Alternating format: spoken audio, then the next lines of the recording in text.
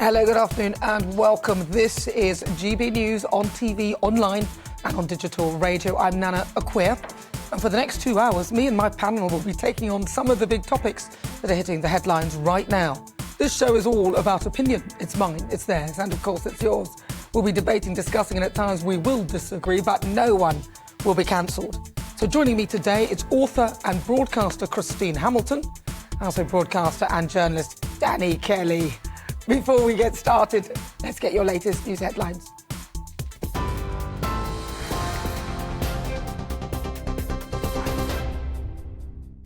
Nana, thank you. Good afternoon. It's 1 minute past 4. I'm Bethany Elsey with your top stories from the GB Newsroom. The number of people that have died in earthquakes that hit Turkey and Syria has risen to more than 33,000. Turkey has ordered 113 suspects to be detained in connection with the construction of buildings that collapsed in the disaster last Monday. Some rescue operations have been halted in the country after reports of looting, whilst hundreds of thousands have been made homeless in the middle of winter. Former Turkish ambassador to the UK, Ünal Sevkovic, told us the focus is now on survivors. The search and rescue operations are probably coming to an end because it has been almost a week now, and although yesterday there were some survivors who have been rescued from under the rubble, I think it is probably coming to an end. Now, the most important thing is the sustainability of the survivors and to create the living conditions for them, because it is very difficult. There's still no electricity and no heating. The Labour Party is urging the BBC chairman to consider his position after MPs found he breached standards when applying for the role. A cross-party committee says Richard Sharp made significant errors of judgment when he failed to declare that he'd helped Boris Johnson to secure a loan when he was Prime Minister. Shadow Culture Secretary Lucy Powell is questioning whether he's still able to uphold trust and independence in the broadcaster. This damning report, it really is an unprecedented report, means that Mr Sharp's position is increasingly untenable, and he really should now reflect on whether he's able to carry out that very important role as the BBC chair to uphold public trust and independence of the BBC. A man has been charged in connection with disarray outside a hotel housing asylum seekers in Knowsley on Friday night. 19-year-old Jared Skeet from Liverpool has been charged with violent disorder and assault. He'll appear at Wirral Adult Remand Court tomorrow. Merseyside police say the violence, where fireworks were thrown at officers and a police van set alight, left an officer and 2 members of the public injured. 14 other people who were arrested have been released on bail. The chair of the Commons Defence Committee is urging Rishi Sunak to boost defence spending due to threats of a new Cold War. Tory MP Tobias Ellwood told GB News we need more money to replace military equipment and deal with aggression from Russia and China.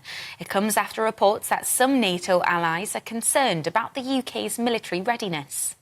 Still on a peacetime budget, we've moved into a new era of insecurity. I make it really clear, we're still in denial. Another Cold War has started, not on one front, but on 2 fronts, with Russia and China. And my concern is that Russia and China are now going to coalesce, are now going to merge together, knowing that they can exploit the international rules-based order unless we stand up.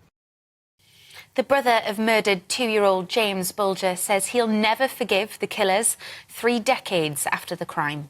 James was snatched from a shopping centre and killed by 2 men, formerly known as John Venables and Robert Thompson, aged 10 at the time, in Merseyside in 1993.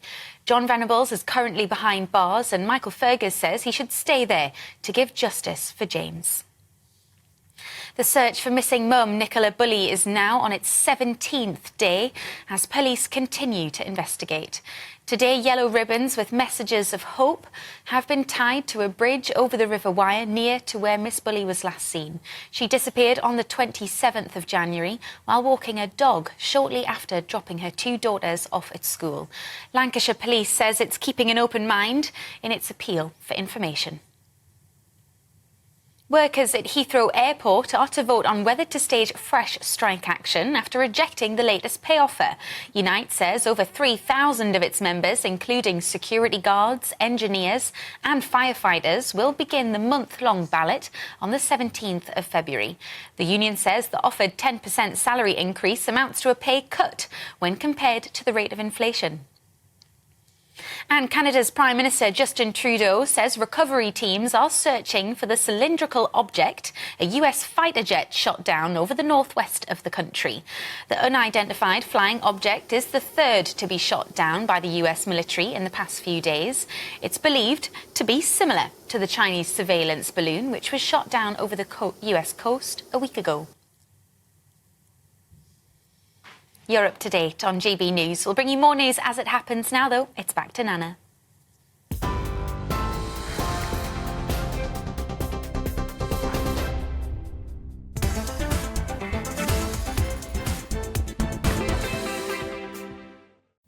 Good afternoon. It has just gone 6 minutes after 4 o'clock. This is GB News. We're live on TV, online and on digital radio. I'm Nana Akua. Virtue signalling has taken a whole new meaning. Apparently, tampons are now being put in the men's loos in the Senedd, the Labour-controlled Welsh Parliament, under the leadership of mask mandate Mark Drakeford, in an attempt to help transgender civil servants. Now, these have, it would appear, been put next to the urinals and are free of charge. Now, the Telegraph reports that the sign near the tampons in the Legislative Centre in Cardiff reads, "These products are provided free of charge for all those that need them, following negotiation on your behalf by the Senedd Commission trade union side." Look, this is getting ridiculous, seriously. Critics have dubbed it a waste of money, and I'm actually inclined to agree. Now, this is part of the Welsh LGBT+ plan, which is looking to do something similar to Nicola Sturgeon's self-identification SNP reform, which, incidentally, isn't going very well for Nicola. Remember her gender reform bill? No sooner had it been proposed and Nicola warned of its potential impact, had this potential impact been taken advantage of in the form of Isla Bryson. Her bill would have enabled self-ID without any medical supervision. Thankfully, it appears common sense, and not by Nicola, is kicking in. So this is the same Senedd who couldn't bring it upon itself to use the term women when it published a report on people who menstruate. The same place whose facilities such as showers and toilets are gender neutral, and the same place that Tom Gifford, the Conservative member, said he found it shocking that it couldn't work out the difference between a man and a woman, particularly at a time when they're introducing quotas. Look, I acknowledge that we have gender-neutral toilets here at GB News, which I have to admit I hate. I know the men don't really like them either.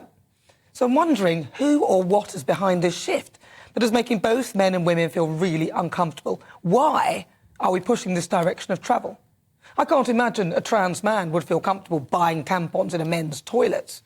What will obviously happen, seeing as they're free, is that men will take these products home for their wives, girlfriends and daughters. I'm all for inclusivity, but perhaps the reality is that employers are scared the number of tribunals involving discrimination towards transgender staff has more than doubled from 4 to 9 in 2021 to 2022. Now, although that is a small number, it is still rising. Surely, the obvious solution is to have a men's toilet, a women's toilet, and a gender-neutral one. The reason why these sort of facilities are separated is for the safety of women from biological men. This is getting so tiring.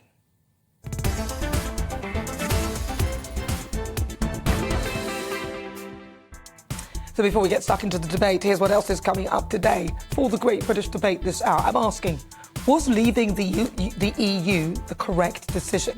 Now, Brexiteers and Remainers from across the political spectrum came together last week to hold a secret summit in Ditchley Park in Oxfordshire. Now, they've been discussing where has Brexit gone wrong and what work still needs to be done. Now, this is despite the UK leaving over 3 years ago. So I'm asking if leaving the EU was worthwhile and the right decision. What do you think? At 4:45, I'll be speaking to MP Sir John Redwood. Now, he'll be joining me to discuss the set out a growth strategy and what direction he thinks the economy should be heading in. You won't want to miss that. Please stay tuned for that. Then at 5 o'clock, it's This Week Outside. Now, I'll be joined in the studio by a legendary comedian. This 69-year-old has been entertaining us for decades on our screens. He won things like the TV Times Funniest Man on Television award and hosted the Generation Game. He's not afraid to shy away either from controversy, and to tell it how it is, he'll be joining me. Don't miss it. It's his unmissable story. That's on the way in the next hour. Tell me what you think on everything we're discussing. As ever, email gbviews@gbnews.uk or tweet me at gbnews.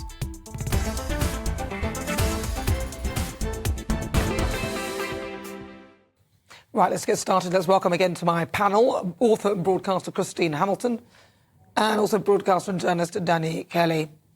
Right, so I'm going to come to you, Christine, first of all. So what do you think, then, this whole thing about this gender neutral, which I don't mind if there's gender neutral, but what I like is that there's one for women and one for men. Do you think it's getting a bit out of hand? Well, taking the Welsh Parliament, I spent 5 years for my sins working in the Welsh Parliament while my husband was a member. So I know that building extremely well. And they have men's, women's and gender neutral. So you don't have to share. They have all three on every single floor. They're rather overlued in that building. The idea that tampons should be provided free to a building where basically people are pretty well paid, whether they're the members of the Senate themselves or the people who work for them or the civil servants, I find absolutely ludicrous. Have a machine where you can buy things if you need them, but to have them free, first of all, I think it's ridiculous. But it doesn't surprise me coming from Wales, it really doesn't, because, you know, they're falling behind, they're bottom of the league table of the home nations in education and health, etc., and they spend all their time and their money worrying about this sort of thing. It's utterly, utterly ludicrous. But I'm afraid it doesn't surprise me at all. And you're absolutely right. All that will happen is that they will disappear home for wives and girlfriends. But you see, I mean, it's crazy. What a waste of taxpayers' money. But they're all at it. I mean, not just the Welsh Parliament. I mean, it seems that all these different organisations seem to be doing this. What do you think, Danny? Well, I'm looking at it from a different direction. I'm not going to take into account the cost of the products, because I think that this is an ideological statement. I don't think it's got anything to do with doing the right thing for women and sanitary products. I think that this is ideologically driven. Now, at the Parliament, they've probably been put under pressure from various lobby groups, transgender equality lobby groups. But the thing is, it's incredibly hard to say no to these groups, because if you say no or push back slightly, you're then thrown under the bus as being transphobic. And then all of a sudden they would use the argument, don't you want to be inclusive? Now, as far as the gender-neutral toilets at GB News are concerned, I think, I mean, I don't know for all women, but I think it's about being comfortable rather than feeling safe, because you said during your monologue about you feeling comfortable. You didn't say you felt unsafe, you felt uncomfortable. And that's what I've been thinking about all week. Maybe if women, because the argument against that is, when was the last time you were attacked by a bloke who now says he's a woman in a toilet? That's the argument. But if you said, look, I'm a woman, I don't want a man here.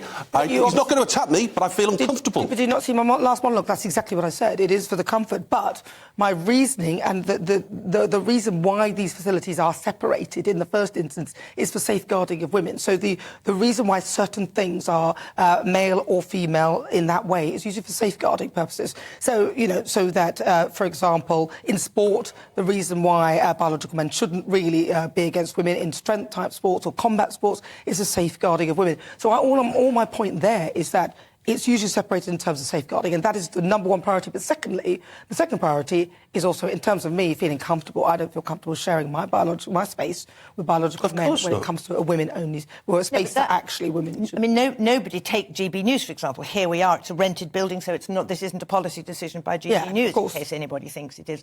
It's a question of feeling comfortable. And nobody that I have spoken to, I don't ask everybody about it, nobody feels comfortable having an all-sex loo. The girls I speak to would rather have their own, and the guys would rather have their own. It is comfortable. Can I just say, I don't think the guys are that concerned about it. Well, I don't know. I spoke to a couple and they are. Some of them are. I'm sure they are, but when I was at the BBC for 15 years... I knew it. It's coming. They had gender-neutral toilets, and it was the way... I've only got anecdotal first-hand experience. It might be different down here. But the blokes weren't that bothered, but the women were bothered more.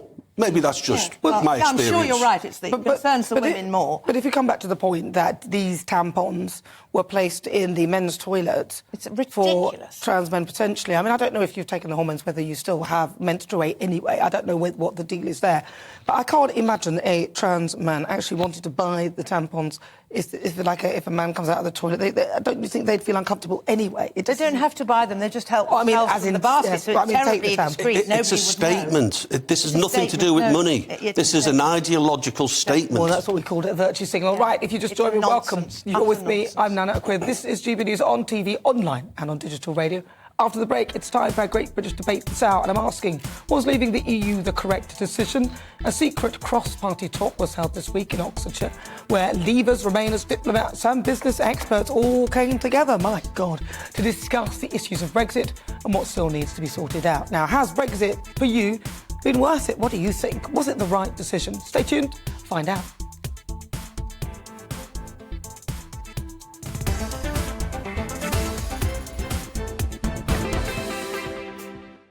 You're with me, I'm Nana Akua. This is GB News on TV, online and on digital radio. We are the People's Channel. I'm Nana Akua. Now, before the break, we're discussing Labour-run Welsh Parliament offering tampons in the men's toilets. Let's see what you've been saying. Sarah says, I wish as much attention was paid to the rights for disabled people and their access to toilets. Hear, hear. Sonny says, why do we appear to have so many idiots as members of Parliament these days? The quality of our leaders has never been so poor. Where did common sense go? Good question. Eileen says, Wales is just as bad as Nicola Sturgeon in Scotland with idiotic ideas. That's Silas' thoughts. Thank you for yours so much. That's great to have all your company this afternoon. It's now time for our great British debate this hour. I'm asking, was leaving the EU the correct decision? Now, it's been revealed that top Brexiteer Michael Gove held secret cross-party talks, which weren't that secret because we all know about it, with high-ranking members of the Labour Party, including Shadow Foreign Secretary David Lammy at Ditchley Park Country House in Oxfordshire on Thursday and Friday. Now, the private meeting was titled, How Can We Make Brexit Work Better with Our Neighbours in Europe? Was attended by both Remainers, Brexiteers, diplomats and business experts. Now, this was despite Britain leaving the EU over 3 years ago and tensions very much still remaining over the trading rules governing Northern Ireland, as well as the new Secretary of the State for Science, Innovation and Technology, Michelle Donovan, is preparing to snub the EU's €100 billion flagship research scheme if the EU fail to agree Britain's post-Brexit terms of membership. So, for the great British debate this hour, I'm asking, was leaving the EU the correct decision? Well, joining me now is Belinda de Lucy, former Brexit MEP and political commentator, Paul Embry, firefighter, trade unionist and broadcaster, Sam Dowler, political commentator and broadcaster. Right, so let's start with you, Belinda. How do you feel about the fact that we left the EU? Was it, in your mind, the right decision?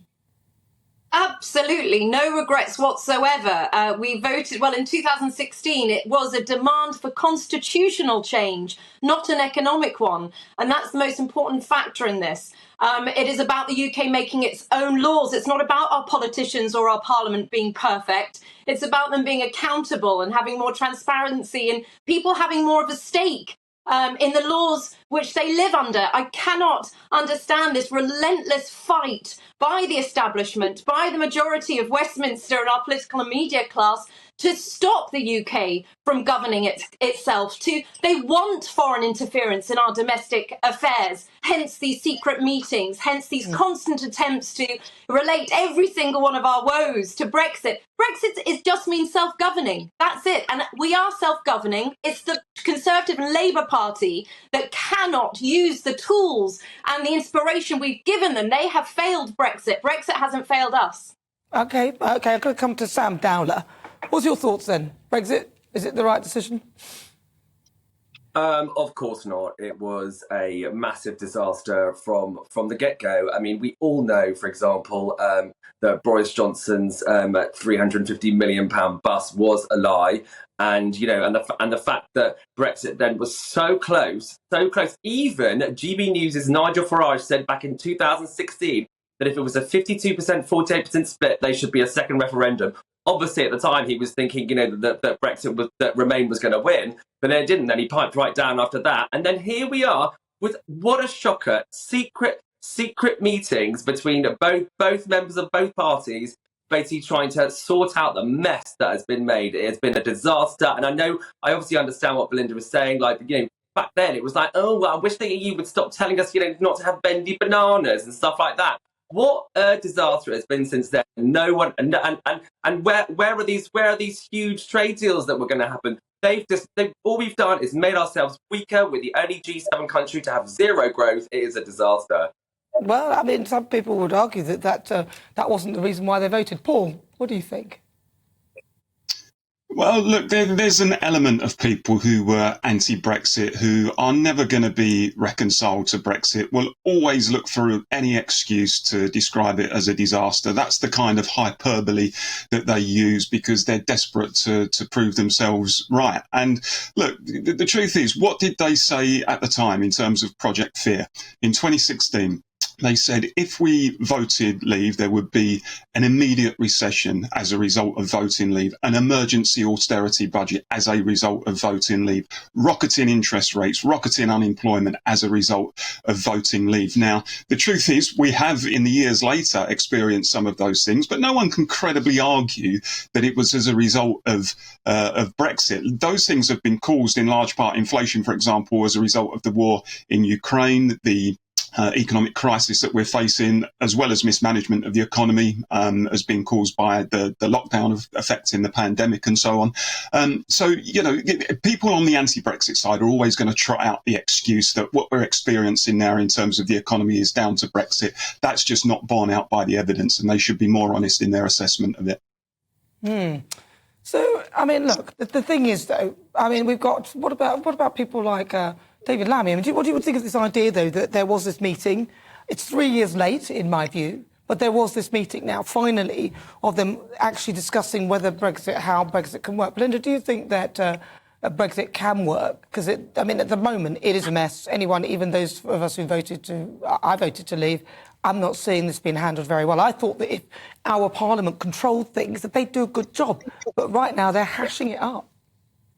Well, I'm not sure Brexit is going to be managed well by a man who called Brexit MPs in Westminster worse than Nazis. I think we should all remember what David Lammy said about us. And you called earlier Michael Gove a top Brexiteer, Nana. I would challenge that. He voted enthusiastically 3 times for May's surrender treaty, one of the worst treaties ever presented to Parliament that a country would have signed if it had been defeated in a war. Michael Gove said one of the reasons he supported it was because the compromise would help cabinet unity, i.e. put party before country. So I do not trust the likes of Lammy and Gove to make the best of Brexit. And I think we should start using self-governing instead of Brexit, because that's all Brexit is. It's the UK making its own laws. It is also an insurance policy, Nana, against the ever-evolving, ever-expanding EU that is becoming more anti-democratic, this time 5-10 years. We'll be so thankful we escaped what is to become of the EU project.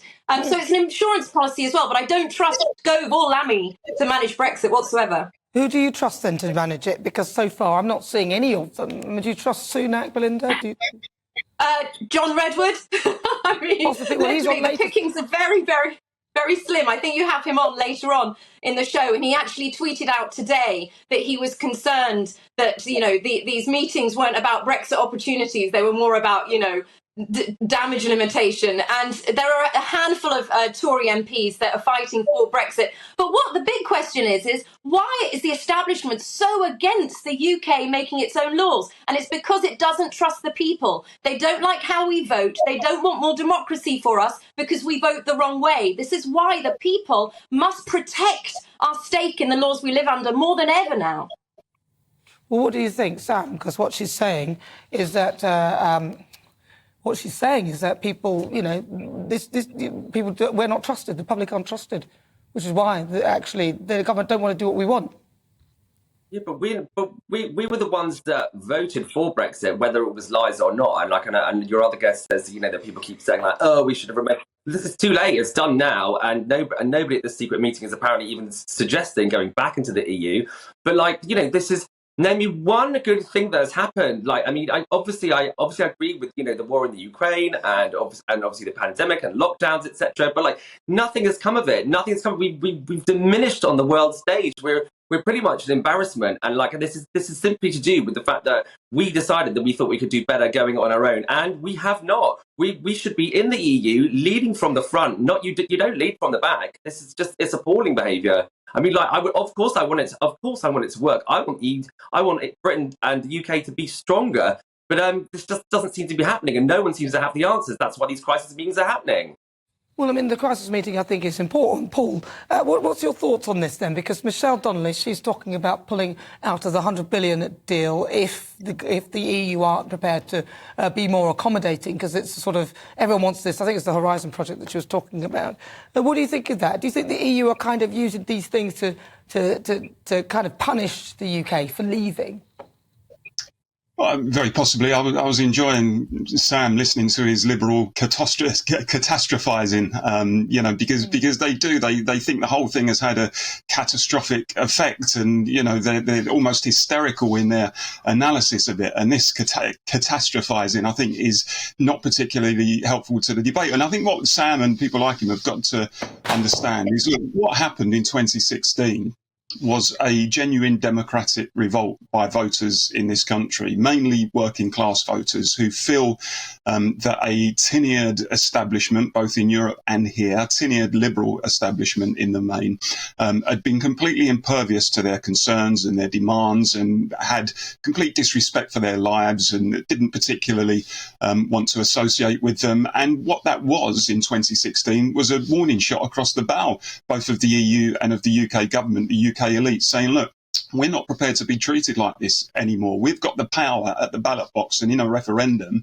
to hold you people to account. And I think people who dismiss that, and people who try to examine Brexit simply through the narrow prism of, fluctuating trade figures from time to time, are actually missing the trick. This was people in their millions demanding a bit of agency in their lives, demanding the restoration of a bit of democracy in their lives, saying, actually, I am going to force you to listen to me, whether you want to or not. And it seems to me that that same establishment who helped to bring that situation about are now making exactly the same mistake again. They're continuing to cock a deafen to the people who lodged that protest vote. And I think in the end, that's not going to reconcile the differences in this country, and they're not going to win hearts and minds with that approach. They're still not learning.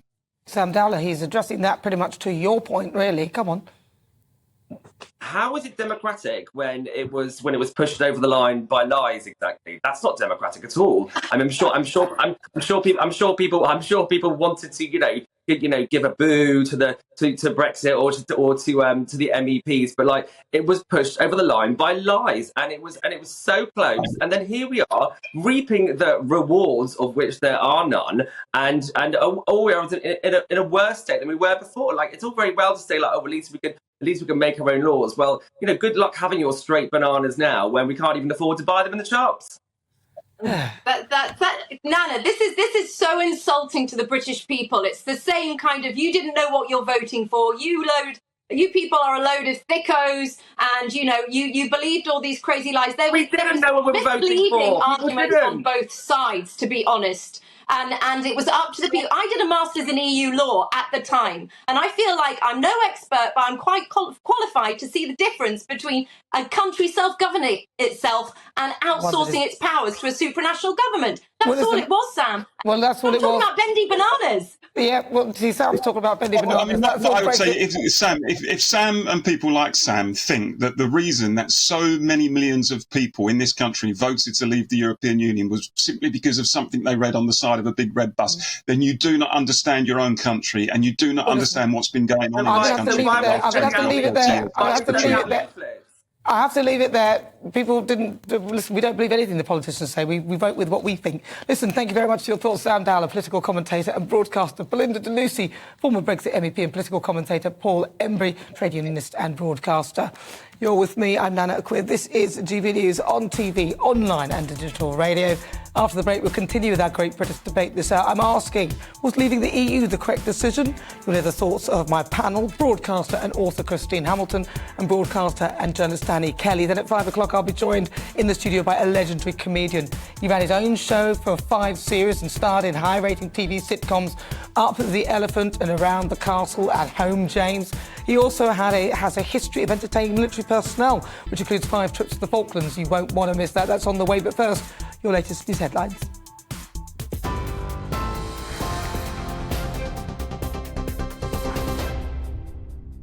Nana, thank you. Good afternoon. It's just gone 4:30. I'm Bethany Elsey in the GB newsroom. The UN aid chief says people in northwest Syria have been failed and abandoned over the quake relief efforts.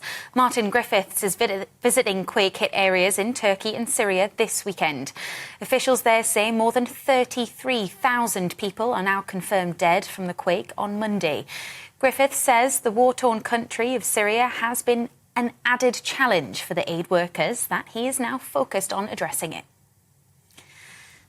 Warrington police have launched a murder investigation after a 16-year-old girl was found stabbed to death in Cheshire yesterday. Brianna Gay was found by members of the public with multiple stab wounds near Linear Park. Emergency services arrived, but she was pronounced dead at the scene. The force is looking to speak with two people described as a white man and woman, both with dark curly hair, aged in their late teens or early 20s. The Labour Party is urging the BBC chairman to consider his position after MPs found he'd breached standards when applying for the role. A cross-party committee says Richard Sharp made significant errors of judgment when he failed to declare that he'd helped Boris Johnson to secure a loan when he was Prime Minister. And the chair of the Commons Defence Committee is urging Rishi Sunak to boost defence spending due to threats of a new Cold War. Tory MP Tobias Ellwood told GB News we need more money to replace military equipment and deal with aggression from Russia and China.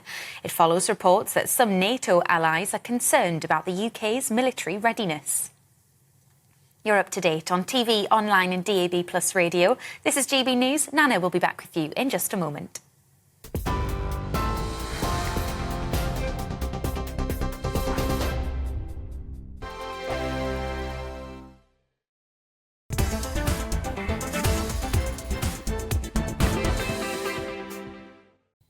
So it's just coming up to 36 minutes, after 4 o'clock. This is GB News. We are the People's Channel. Don't forget as well, you can stream the show live on YouTube. I'm Nana Akua. Right, so let's return to our great British debate this hour. I'm asking whether leaving the EU was, in your view, the correct decision. Now, it's been revealed that top Brexiteer Michael Gove held secret cross-party talks, which everybody knows about, with high-ranking members of the Labour Party at a country house in Oxfordshire last week. The private meeting was titled, How Can We Make Brexit Work Better with Our Neighbours in Europe? And was both attended by Remainers, Brexiteers, diplomats and business experts. I wonder if there was anybody specifically from the EU there. That would have been handy.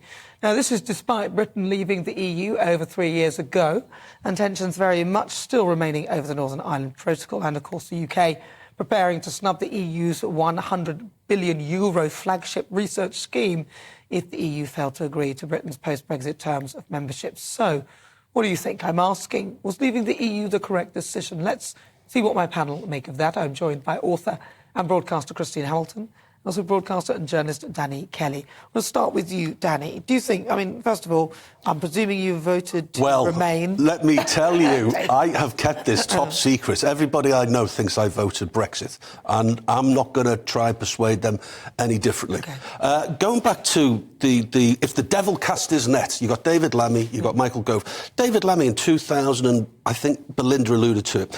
I wouldn't have married my wife if her grandfather hadn't escaped Nazi Germany as a Jew. And for David Lammy to even conflate today's politics, the European Research Group, with Nazi Germany is scandalous. And it's a disgrace. And this is what hard left Remain bullies do. Well, of course, David Lammy's not here to defend himself, but I'm reacting to what he said, and it's on the record. Yes, so that's a scandal. Let's get back to your question about has Brexit worked. I disagree with Belinda, because Belinda, in my opinion, like Nigel Farage, they seem to focus too much on sovereignty. And when I was at the BBC taking calls in the aftermath of the 2006 referendum, and I was listening to and hearing people's stories in the West Midlands who overwhelmingly voted Brexit, very few people said unelected bureaucrats. Very few people said sovereignty.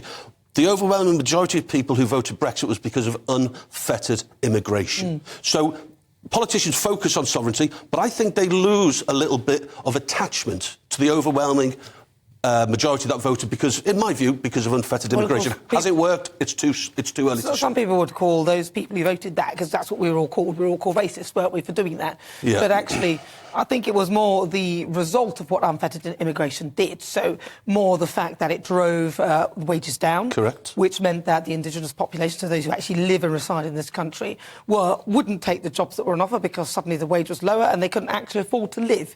Which is, I think, the reason why a lot of people, in my view, one of the reasons why I didn't really like the concept of remaining in the EU, because I felt that big business was taking advantage of a situation where they could get a very cheap workforce and then not give the workers the right wage. Christine? Well, I do not personally underestimate sovereignty as a big factor in me voting for Brexit, because I think there is no price on being able to run your own country, basically. And it was Sam Dowler who said, you know, there haven't been any advantages of Brexit. Well, I'm sorry, Sam, but there have. First of all, let's go back recent past, the vaccine. Yeah. We would never, if we'd been hampered by the membership of the EU, we would never have got the vaccine out so quickly. We were much quicker off the mark in helping Ukraine. I mean, the idea of an EU army is utterly absurd. We've saved £191 billion by not joining this post-COVID stimulus fund. We've saved 17 billion, which we haven't had to make to the budget. There are countless examples. And I think, I can't remember who used the word hysterical, but I think it was Paul Embry, actually. The Remainers are hysterical about it. And what I find really extraordinary, the idea that this meeting is secret is obviously absurd.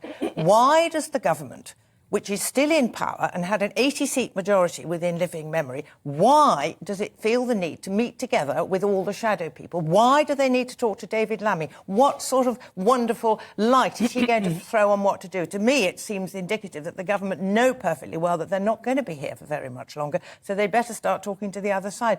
But the reason why, if Brexit hasn't worked as well as some of us might have hoped, is because the government has been absolutely useless in taking advantage of the Brexit dividend. You know, it could have been absolutely amazing. And, for example, the corporation tax, we're just about to increase corporation tax up to, is it 25 or 28%? I can't remember. That is going to be so damaging to growth and to business. So we're just hampering ourselves all the more. We want to... Well, some people would say that the reason why the Conservative Party, with their massive majority, aren't really doing anything is because they are their own opposition, frankly. Well, they provided themselves with the opposition without actually needing to use the opposition, which is quite handy. They've wasted, 6 years? And some people would say that actually looking at the way we are, we're one of the slowest growing in the G7. That's what Sam did point out, and this could be the reason. One of them Brexit. That's because we had a really severe lockdown, like Portugal and Italy. They're really slow to catch up. We had an incredibly draconian, strict lockdown that, with hindsight, a lot of people would say was an overreaction. There will be Remainers who are screaming at the television right now, Nana and Christine, who are saying we could have rolled the vaccine out. You didn't need to be part of the European Medicine Agency, and they're right. But what I would ask them to do is for them to name me one other country that went alone unilaterally. And if they can't, and they can't, then I would say that's a Brexit benefit, because we were more flexible and malleable. And also, Boris Johnson rode back on the 350 mil. It was actually, the accurate figure was 250 mil. And I would also throw back at Sam, if it said 250 mil going towards the NHS rather than 350, would that have made any difference? Of course it wouldn't. Most people it's a lot of money. I didn't take any notice of a bus with some numbers. No, of course not. There were distortions of the truth, let's call it that, on both sides, let's be honest. Well, that's true, isn't it? Well, this shows nothing without you and your views. Let's welcome our great British voices, their opportunity to be on the show and tell us what they think about the topics we're discussing. Right, where should we go to? Should we head over to Kidderminster? Quite like going down there. We'll have a chat with John Reid. Let's see how John Reid is there. John, Brexit. OK, was it a good or bad idea? Are you rowing back on it? Did you vote? What did you do? Can you say?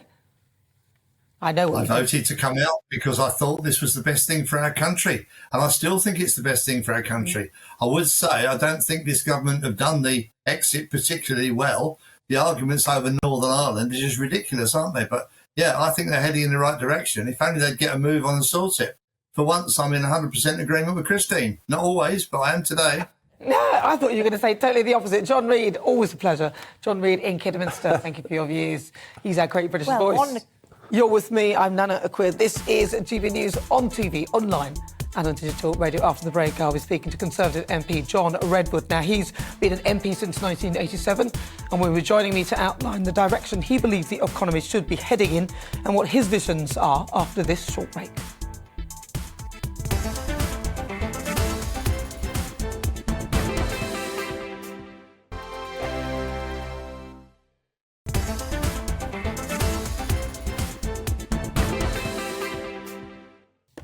Good afternoon. It's just coming up to 46 minutes after 4 o'clock. This is GB News. Remember, you can download the GB News app for free and check out all the things that are happening on the channel. I'm Nana Akua.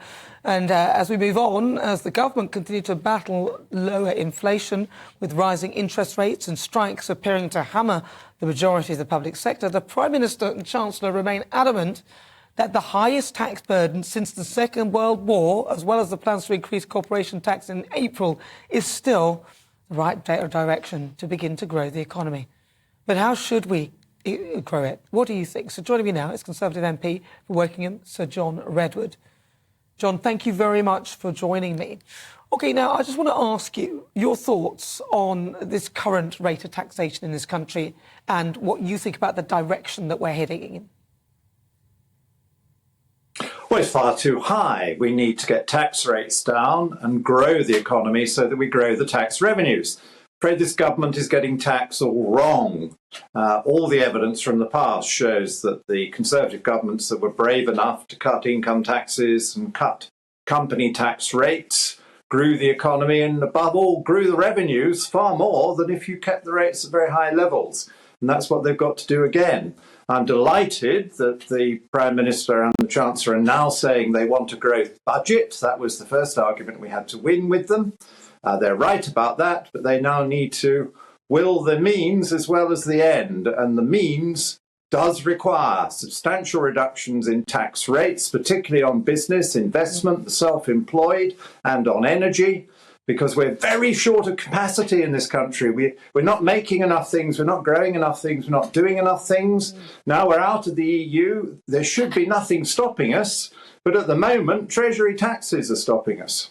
Well, we're talking about taxes, corporation tax, they're going to put that up. But they're also talking, I was reading about a hydrogen levy that they were talking about introducing as well, which seems somewhat ludicrous considering the fact that most of us are struggling. What is your view on these energy levies, in particular the hydrogen levy that was being mentioned earlier today? Well, there are far too many of them. And the really bad model they're adopting is a socialist model. They're adopting this model that we put taxes on everything. So we've got windfall taxes and we've got VAT and we've got carbon taxes on the energy we're using. And then the government does realise that that is just too expensive and people can't afford it and companies don't make any money. So they then start giving us subsidies back. And so you tax to send a subsidy back and everybody seems to be worse off as a result. What we need to do is to get rid of some of the taxes on energy. We need to take the VAT off domestic energy, for example, and then we wouldn't need such a big subsidy from the government. We need to take the carbon taxes down because they're penal, they're much higher than anywhere else in the world, so that our businesses can afford to burn energy, to make things here. It's pretty obvious what has to happen, and I'm going to carry on trying to get the government to see sense. Well, it seems pretty obvious, but when it was tried by Liz Truss, and we're not going to go into what she did, but it spooked the markets. Did it not spook the markets? I mean, that's what people say, that the mini budget spooked the markets, even though, in my view, I thought some of those things were heading in that direction and they possibly used Liz Truss as an excuse. But what's your philosophy with that? In terms of well, it wasn't the lower tax rates that spooked the market. What got the market down in the bonds, and there was a big fall in the bonds, was first of all the Bank of England and the Federal Reserve Board, the American Central Bank, saying to the market before the mini budget, we want those bonds to go a lot lower, we want to stick interest rates up through the roof. And that's exactly what the market did. They were following the instructions of the Bank of England. And just to make sure that the market was completely trashed, the Bank of England said it was going to sell billions of pounds of bonds badly to drive the prices of them down. So the market naturally said, yes, we're going to take the prices of bonds down. If you remember, a few days later, the Bank of England said, oh gosh, we've overdone this a bit. We're now going to buy some bonds again instead of keeping on selling them. And the market recovered practically all the losses. So it was all about the bank and about the interest rates. Yeah, it seemed they were able to correct it when they needed to, when they felt like it. Now, we've just been discussing Brexit and whether it was still the correct decision. In your view, considering where we are with it, we don't seem to have moved any further forward. We've got issues with the Northern Ireland Protocol. What is your take from that? Well, Brexit was the right policy, is the right policy, and we need to complete Brexit. I mean, I heard some of that debate. You're absolutely right to say that we've saved some money already. We should have saved more, but we didn't do a particularly good deal. But quite soon we won't be having to pay anything to the EU, and a lot of that extra money is going into the health service and other public services. We have got the flexibility to do things like the vaccine development, which you've already commented on, but we can do so much more if we take control properly. We've allowed the EU temporarily to annex Northern Ireland, but that isn't Brexit. And we've got a legislative solution to that. The House of Commons has voted by a big majority to impose a UK solution to that. But the Lords, of course, are being very difficult. We need to get their lordships to get out of the way so that we can get Northern Ireland back. And then, for example, we could be more imaginative cutting VAT, because I think one of the reasons the Treasury doesn't want to cut VAT is that they wrongly believe they can't do it in Northern Ireland. We need to get our fish back properly. That was going to be a big win, and we're still waiting to have full control of our fishing because there was no proper agreement on that all those years ago when we actually were negotiating the exit. So I'm impatient to have a proper Brexit. I think it's always right to be an independent country and to make our own decisions. And we're still struggling on some of these details to make our own decisions. So government, again, get on with it. We voted for it. 2019, overwhelming vote. Take back control and sort the borders out while you're about it. I'm glad that's one of the priorities of the Prime Minister. I'm fully behind him. Where's the legislation, Rishi? That's what we need. Get on with it. I'm ready to go in on Monday instead of Parliament being on holiday again in order to get it done. Yeah, well, here. I mean, there's a round of applause going around you. But bringing it back, some people are talking about these trade deals because they're saying, well, what about trading with our biggest trading partner, which is the EU? People felt that, what is happening to us now because we have lost one of our biggest trading partners. Is that? Do you see that as an issue? Well, that's just a Remain lie, isn't it? I mean, we've actually sacrificed a lot, I think, unnecessarily to get a free trade agreement with the EU. So we still have a comprehensive free trade agreement with them. And they're still selling us a load of exports into our market because it was always a very lopsided, one-sided trade. What I want to see us do is use some of the legislative freedoms and some of the money we've freed up and so forth to make and grow more here. I think the Common Agricultural Policy was deeply damaging to our farming. I don't like the replacement yet.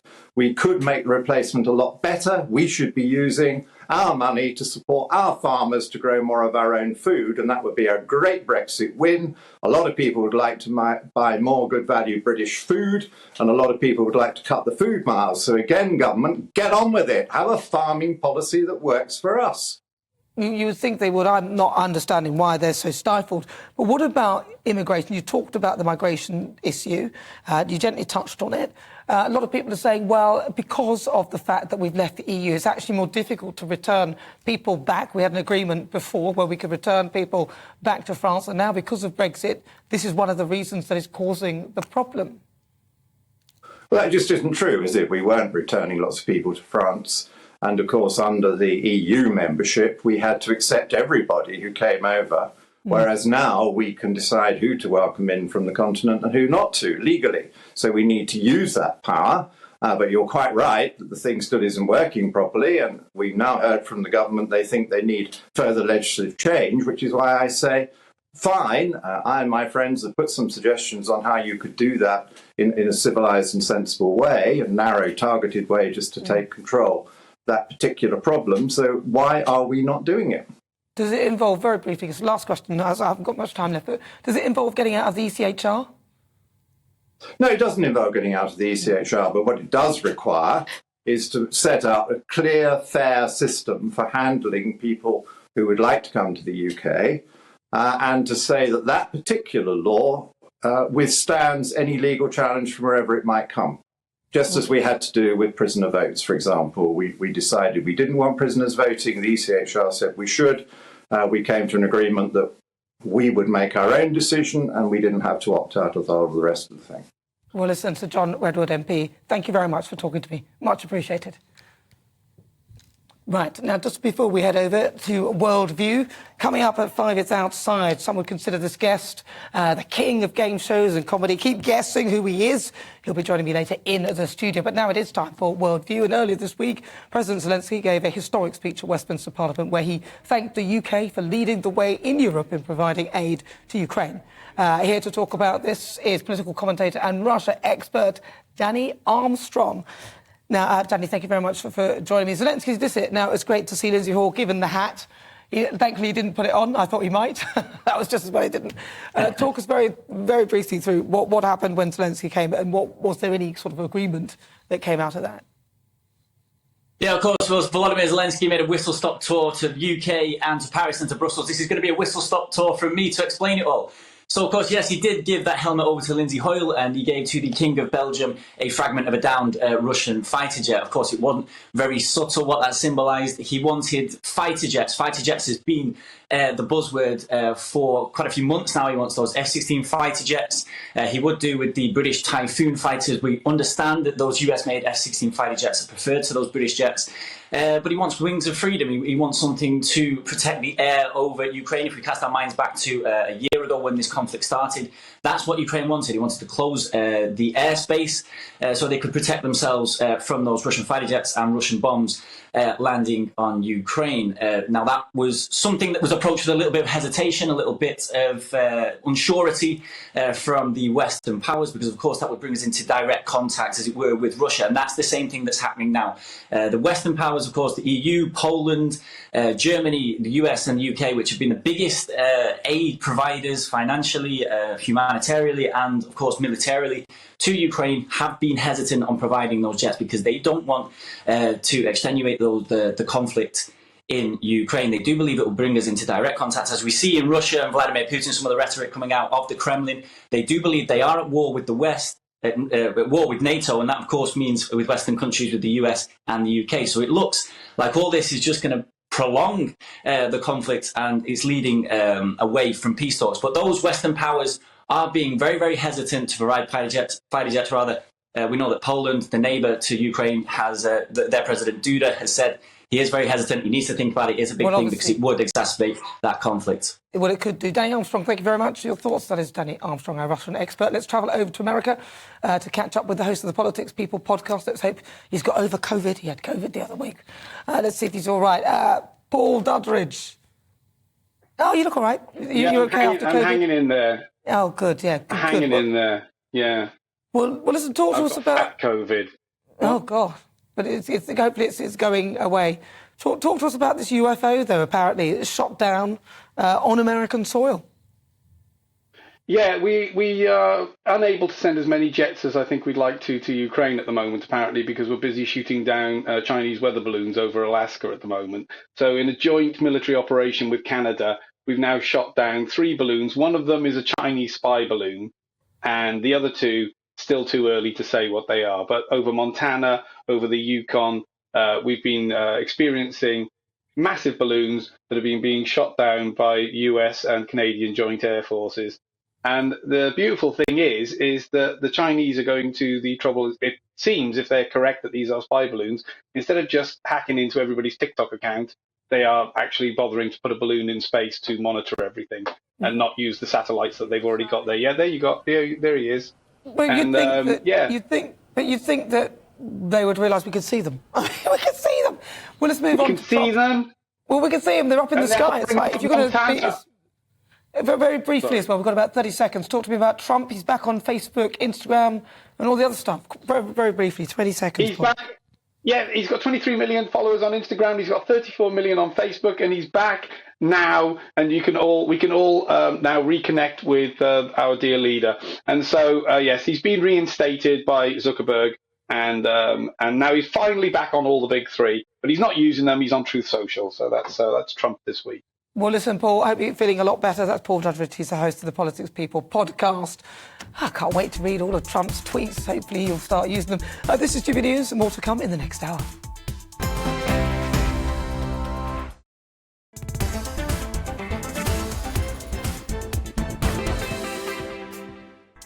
So it is 5 o'clock. This is GB News on TV, online and on digital radio for the next hour. Me and my panel will be taking on some of the big topics hitting the headlines. On the way, my special guest. He's hosted some amazing shows. He's also won some talent contests. And remember the big break? Well, he's going to be here soon. First, though, let's get your latest news headlines.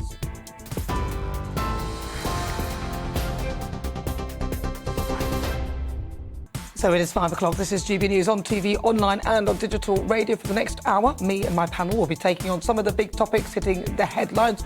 On the way, my special guest. He's hosted some amazing shows. He's also won some talent contests.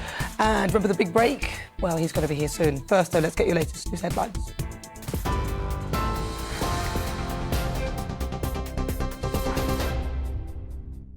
Good afternoon. It's just gone 5 p.m. I'm Bethany Elsey with your top stories from the GB newsroom. The UN aid chief says people in northwest Syria have been failed and abandoned after major earthquakes hit on Monday. Martin Griffiths is visiting affected areas in Turkey and Syria this weekend. Officials there say the number of people who've been killed has risen to more than 33,000. Griffith says the situation in war-torn Syria has been an added challenge for aid workers and that he's now focused on addressing it. Warrington police have launched a murder investigation after a 16-year-old girl was found stabbed to death in Cheshire yesterday. Brianna Gay was found by members of the public with multiple stab wounds near Linear Park. Emergency services arrived, but she was pronounced dead at the scene. The force is looking to speak with two people described as a white man and woman, both with dark curly hair, aged in their late teens or early 20s. The Labour Party is urging the BBC chairman to consider his position after MPs found he breached standards when applying for the role. A cross-party committee says Richard Sharp made significant errors of judgment when he failed to declare that he'd helped Boris Johnson to secure a loan when he was Prime Minister. Shadow Culture Secretary Lucy Powell is questioning whether he's still able to uphold trust and independence in the broadcaster. This damning report, it really is an unprecedented report, means that Mr Sharp's position is increasingly untenable, and he really should now reflect on whether he's able to carry out that very important role as the BBC chair to uphold public trust and independence of the BBC. The chair of the Commons Defence Committee is urging Rishi Sunak to boost defence spending due to threats of a new Cold War. Conservative MP Tobias Ellwood told GB News we need more money to replace military equipment and deal with aggression from Russia and China. It comes after reports that some NATO allies are concerned about the UK's military readiness. On a peacetime budget, we moved into a new era of insecurity. I make it really clear, we're still in denial. Another Cold War has started, not on one front, but on two fronts, with Russia and China. And my concern is that Russia and China are now going to coalesce, are now going to merge together, knowing that they can exploit the international rules-based order unless we stand up. A man has been charged in connection with disarray outside a hotel housing asylum seekers in Knowsley on Friday night. 19-year-old Jared Skeet from Liverpool has been charged with violent disorder and assault. He'll appear at Wirral Adult Remand Court tomorrow. Merseyside police say the violence where fireworks were thrown at officers and a police van set alight left an officer and two members of the public injured. 14 other people who were arrested have been released on bail. The search for missing mother Nicola Bulley has now on its 17th day as police continue to investigate. Today, yellow ribbons with messages of hope have been tied to a bridge over the River Wyre near to where Miss Bulley was last seen. She disappeared on the 27th of January while walking a dog shortly after dropping her two daughters at school. Lancashire Police says it's keeping an open mind in its appeal for information. Workers at Heathrow Airport are to vote on whether to stage fresh strike action after rejecting the latest pay offer. Unite says over 3,000 of its members, including security guards, engineers and firefighters, will begin the month-long ballot on the 17th of February. The union says the offered 10% salary increase amounts to a pay cut when compared to the rate of inflation. And Canada's Prime Minister Justin Trudeau says recovery teams are searching for the high-altitude object a US fighter jet shot down over the northwest of the country. It's the third unidentified object to be shot down by the US military in the past week. The White House says the objects found over Alaska and Canada in recent days don't resemble the Chinese surveillance balloon that was brought down off the coast of South Carolina, as they were much smaller. This is GB News. I'll bring you more news as it happens. Now, though, it's back to Nana.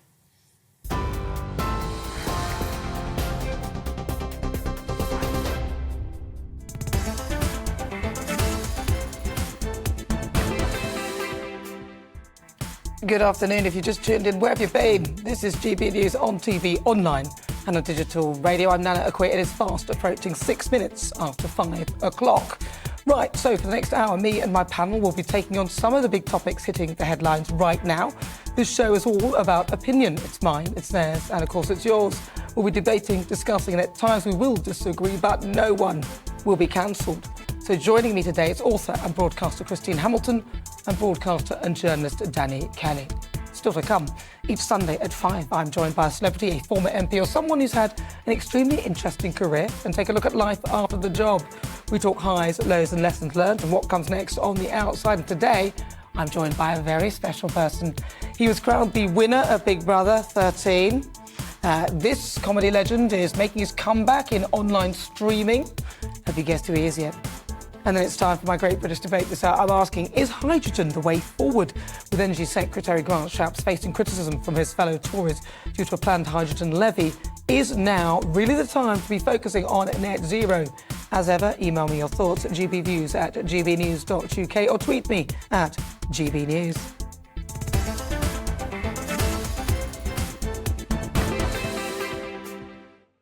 Right, so now it's time for this week's Outside. Now, my celebrity guest is best known for presenting the Generation Game, as well as hosting the Big Break. Have you guessed him yet?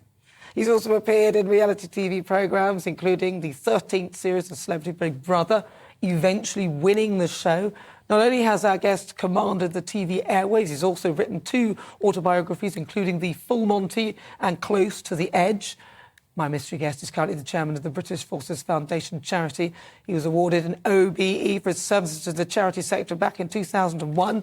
And at the moment, he has a YouTube channel where he shares his opinions on news stories. He set this up during the COVID lockdown and has been also married a staggering 5 times. So who do you think it could be? Of course it is. I'm pleased to say I'm joined now by Jim Davidson. Jim! Well, how are you? Wow, I'm fine, thank you. How are you? Do you know that was a picture of my dad there with me? Me blurred out, and that was my dad on This Is Your Life. He couldn't speak, he was so drunk. But he couldn't help it, he was Glaswegian. And Eamon Andrews said, "Jock, you must have been very proud of your boy." And my dad said, and Eamon said, "Thank you, Jock Davidson," and sat him down. That was it. I'm not chairman of the British Forces Foundation anymore. Was founder, and also founder of Care After Combat. But you get a bit old, and suddenly it's time to step down and let grown-ups take over and do it properly.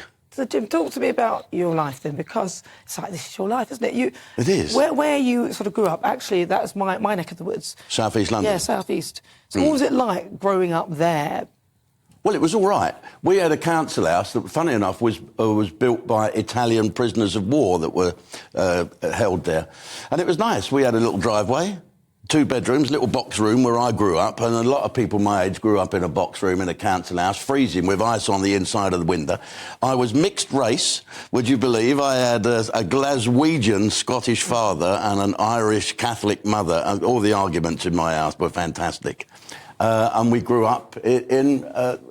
it was a great little atmosphere. You play football in the street, you let your dog out in the morning, he'd run around and come back when he wanted his dinner. It's all gone now. That's all changed a bit. Yeah, that area has changed quite a bit as well. Yeah, it has. Yeah, but it was fun growing up. I didn't like school very much, and I was a bit of a show-off. I was the last one of 5 children. There's a 10-year gap between me and my late brother who's gone now. So I was the bit of the show-off. I was the one that wanted all the attention. It hasn't worn off, Nana, as you can tell.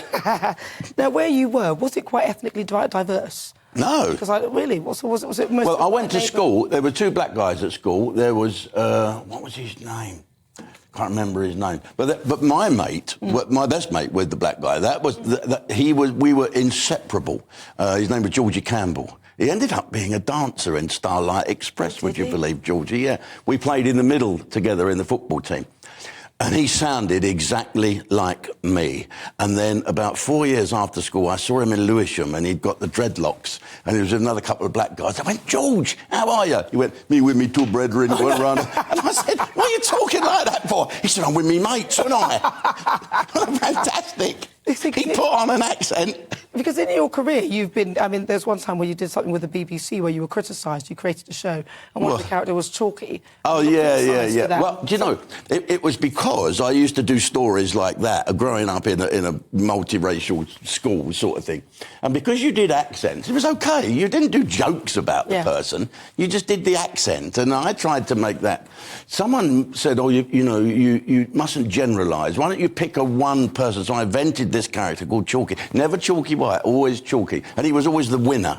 And looking back, would I do it again? Yes. Looking back, would I do it now? No. You know why, Nana? No one's got a West Indian accent anymore. Do you think? I think no one has got. You, though. You'd be well, let them get me. They won't get me now, because not only have I got YouTube, I've got my own TV streaming channel called Ustream, and no one can cancel me from that. So when did your big break, pardon the pun, when did you sort of get your big onto the stage? As a kid. Yeah, when you were young. 12-year-old in the gang show with all the Boy Scouts.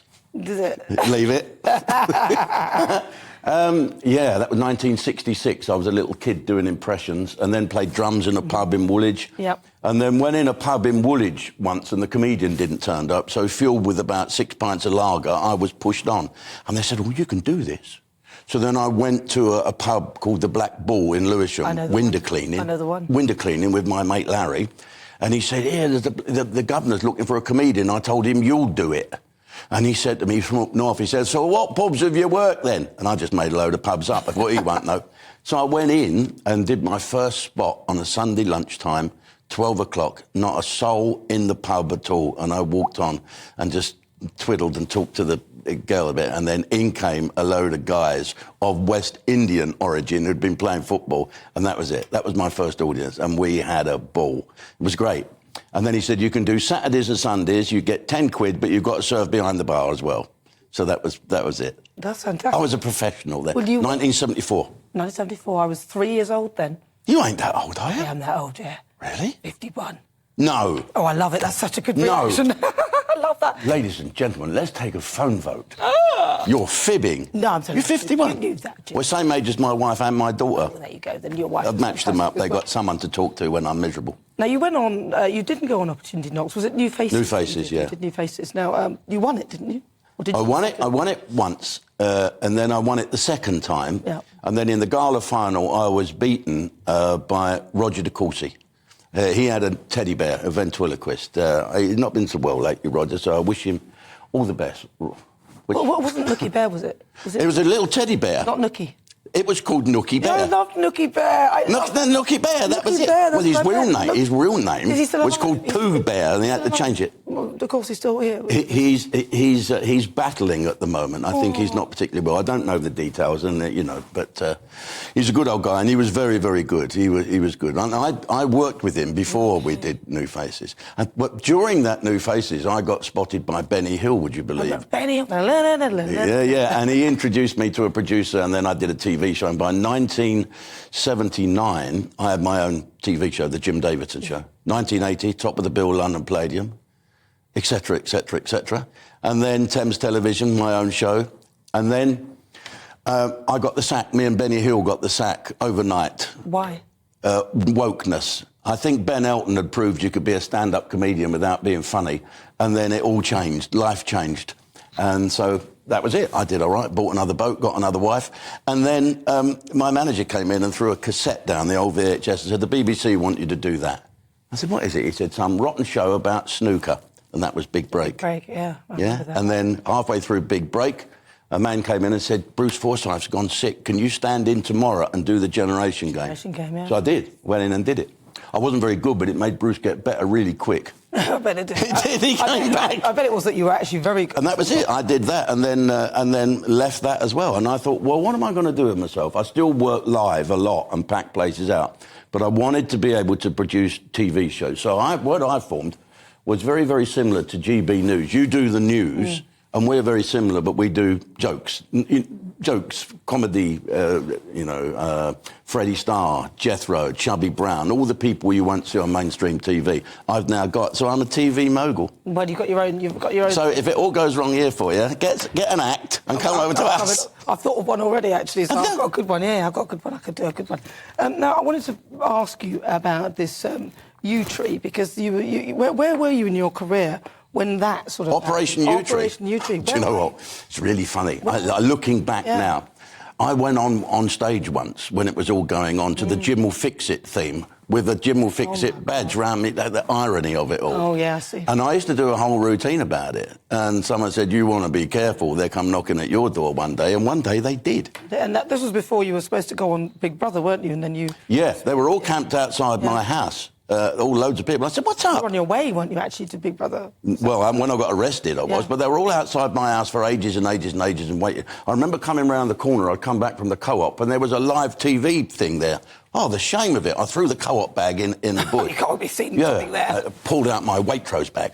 And I'm looking back at it as a laugh, but it was quite... I thought it was a done deal. It was all a little bit silly. Freddie Starr had been arrested, a few other people had been arrested. I thought, well, they can't get me. And then suddenly I was arrested at Heathrow. And the policeman said, I'll never forget this, cheer up, Jim. It's not as if it's underage sex. I said, OK, then, I did it. Yeah. And that was it. And I had a load of accusations. And me and my lawyers, Henry and Trevor Burke, the QC, we went and got all the evidence and gave it to the police. And they changed a couple. They changed a couple of stories. Oh, they said, he's proved that wrong, so you better do another story. They did that, proved that wrong as well. And they basically said, Jim, there's not going to be any more action, no further action. It was a bit scary because I thought it was a done deal.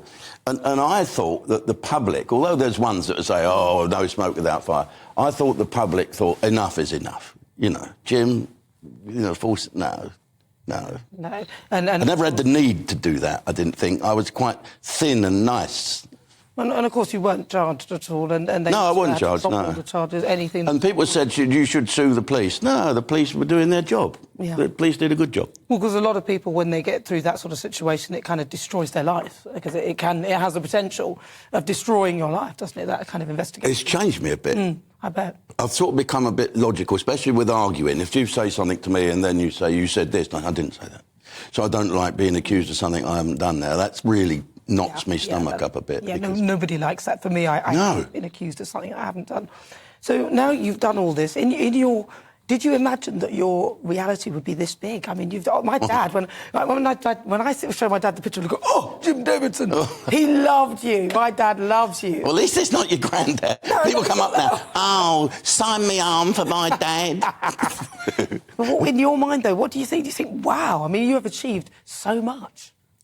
Yeah, and I've achieved in different lumps of stuff. You know, I did well as a little young stand-up comic. I was quite good live, and then I was quite good on the television as a comedian, and then as the game show host, I quite enjoyed that. I really loved the Generation Game. Yeah, because I didn't have to go on and swear and be horrible. I could just go on and have a laugh. And then, of course, after that, continuing to work live, like the old statesman on stage, selling out everywhere. And, of course, now Ustream TV. So I've had it all in chunks. I had a wife to suit each chunk. You've had, what, 5 wives now? So far. But the latest one's been with you for quite some time. Say again? She's been with you for a while, though. This girl, this the girl I'm with, what's her name, mate? Come on. Michelle. Yeah, you've met her, haven't you? I have. Yeah. I've been with her for about a life sentence now, actually. She's lovely. She is lovely. I'm pleased that you found somebody deep. She is, yeah. She's mad about me. She loves me. She'll be watching this now. Oh, bless her. Hello, Michelle. Sharpening up the knives and the chainsaw. Now, are you a Freemason? You have to say that. What do they do? Freemasons? Do you know why I became a Freemason? Exactly what you said what there. The hell? Yeah. What's in them briefcases? What's in there? What you got in there? I think what you do, I think Freemasonry, the one thing you don't do is sit round and help each other out. Right. You don't do that. You help each other to become a better person. You know, I've always said this when I've met Prince Charles or King Charles now. Whenever I've left him, he's made me want to be a better person. And whenever I've been to a Freemasons meeting, and it's all ritual, it's a very sort of Christian-y type or Jewish-y type thing. And you always tend to think, I want to be a better person here, I want to fit in, I want to stop being me. What do you think now that when you look at comedy? Like for me, I love Little Britain. I thought it was fantastic. Did you? Did you like it? I thought it was hilarious. I thought it was like kids trying to do it. Oh, but it was funny. Come on, it was but that sort of comedy is. Well, David Williams was the little baldy man he was funny. What about David? Who? David. Who's David? The only gay in the village. I didn't. You didn't watch any of it? Oh my God. No, I watched a bit of it and I thought, no, this is not for me. You know, I'm old. I'm 70 years of age this year. Don't look it, Jim. Yeah, I know. We should team up. We're the young kids. What do you think about comedy now, how, in the direction it's going with all this sort of, this censoring and this woke thing? Two of my favourite comedians are in this building now. There's Thingy and what's his name? Two of them. Exactly. Memorable, are they? Yeah, Doyley and Caporo. OK. Yeah, they'll be on later on, won't they? They will be. They'll be Free Speech Nation, yeah. Yeah. Young comedians, I think, are all a little bit like schoolboys having a go at it. We've just produced a show called Proper Comedians, and I had some of the old school guys on there. I mean, really old. Jimmy Jones was 85. And some of the young guys who struggled a bit. They're OK in their own... Everyone has their... You know, they have their audience. I don't entertain British troops anymore because they're all 18, 19, 20 years of age. What do they want to see an old man for? They want to see young people. They want to see those young comics in the jumpers and the trainers. You know, every era has their own sense of humour. Who makes you laugh? Apart from me. You? Yes. But you still make me laugh, so you make me laugh. Good. I can't stand things like Mrs Brown's Boys. That does my head in. I'm not a lover of that. I hate it. Why? Is it a bit... I'd rather eat my own teeth. But yeah, it's difficult to choose the comedians these days because a lot of it's been so sanitised that it's no longer that funny. But yeah, I mean, I was a fan of Fawlty Towers and all that kind of stuff when I was younger. Yeah, I was a fan of all that. It was a bit university. And Monty Python was a bit university, but groundbreaking. I didn't want to be groundbreaking. No. I just used to see those people in front of me and I thought, I'm going to make you laugh more than you've ever laughed before.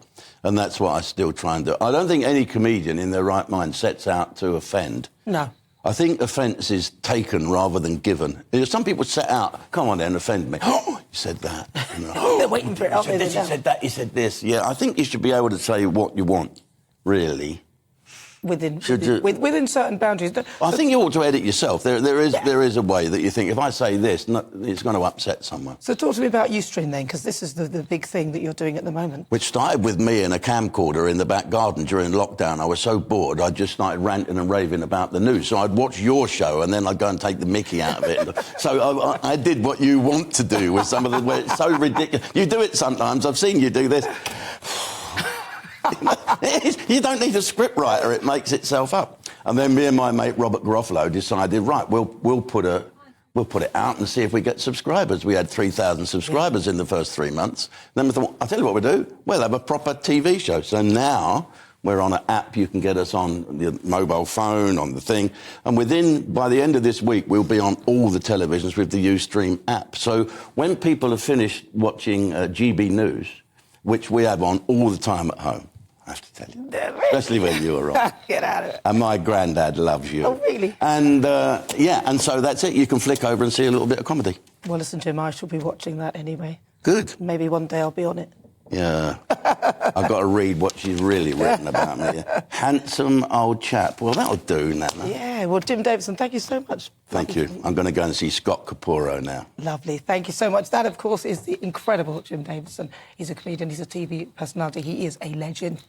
If you just joined me, welcome on board. It's coming up to 24 minutes after 5 o'clock. This is GB News. Coming up, it is the Great British Debate this hour. I'm asking, is hydrogen the right way forward? With Energy Secretary Grant Shapps facing criticism from his fellow Tories due to a planned hydrogen levy, is now really the time to be focusing on those net zero goals? That's all on the way after this.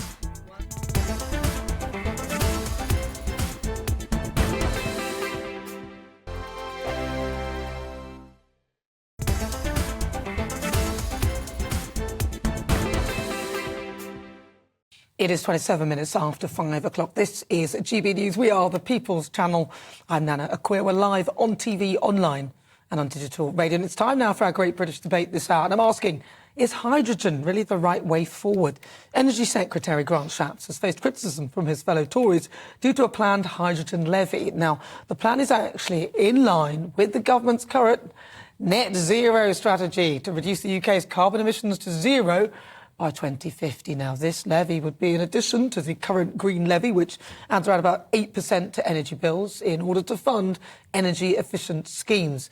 And the idea of using hydrogen to propel the UK into net zero has actually faced quite a bit of criticism, especially when it comes to spending large amounts of money pursuing zero carbon emissions during a cost of living crisis. So, for the Great British Debate this hour, I'm asking, is hydrogen the way forward?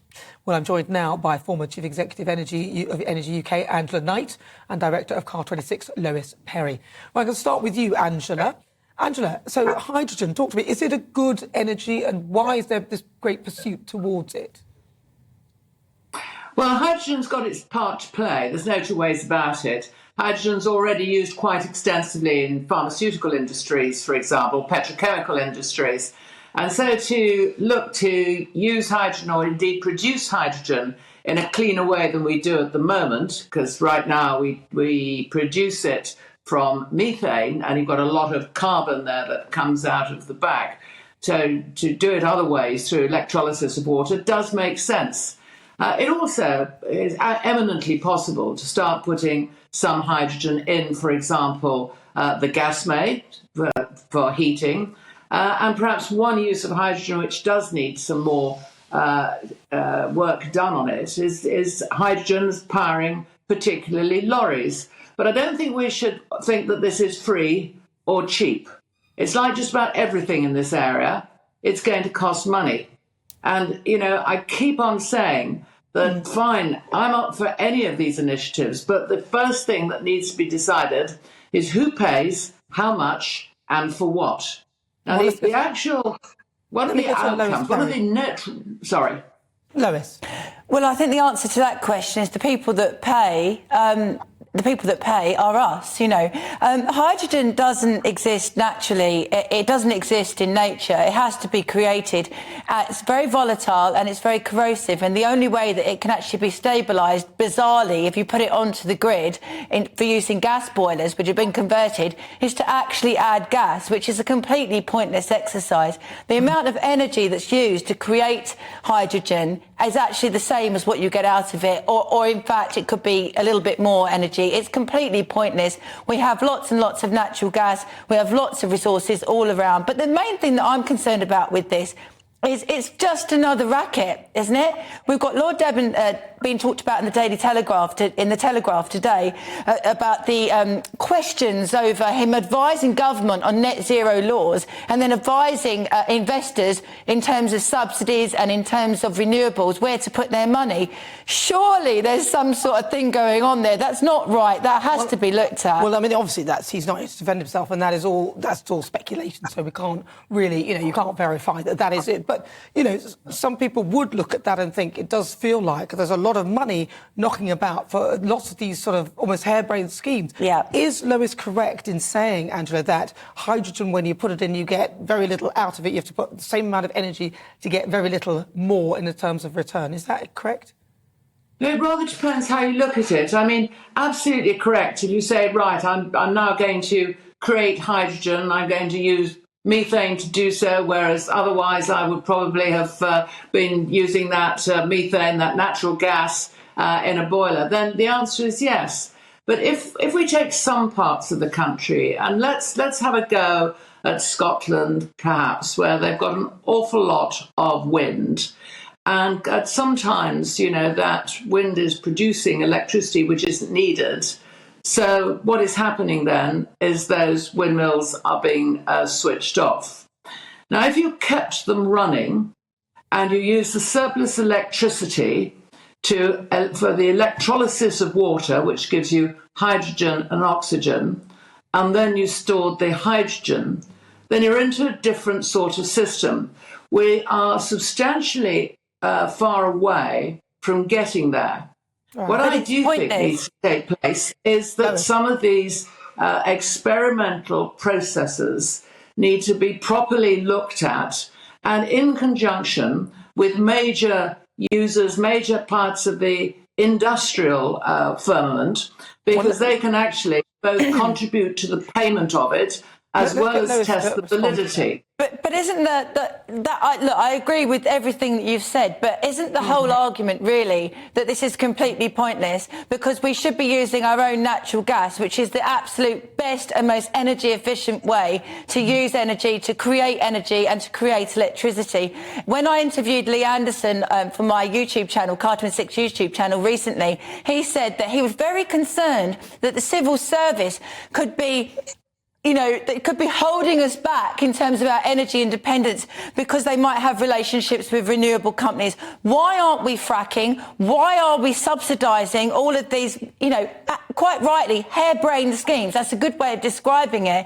Why aren't we using our gas? It's ridiculous. Well, listen, Angela, there is I'll give a you point about 20 there. seconds to you and 10 seconds to you, Lo. So, Angela, your thoughts, briefly.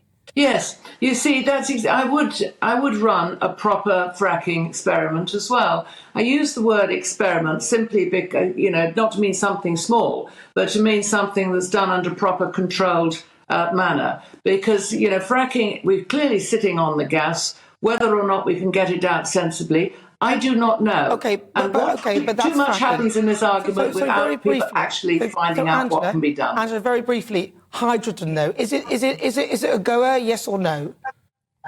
Hydrogen is a goer under certain circumstances for certain uses. Putting it in the gas main is not something I would do. And Lois, briefly, 10 Rod seconds. Shaps putting it onto our energy bills in this time where people are choosing between heating and eating is immoral and vile. I think it's disgusting. All right, thank you very much, the two of you, for your thoughts. Thank you very much. Angela Knight, she's the former Chief Executive for Energy UK. And also Lois Perrier, she's the Director for COP26. So if you just joined me, welcome. This is GB News on TV, online and on digital radio. I'm Nana Akua. We'll continue our Great British debate this hour. I'm asking, is hydrogen the right way forward? You'll hear the thoughts of my panel, Christine Hamilton and Danny Kelly. But first, let's get your latest news headlines.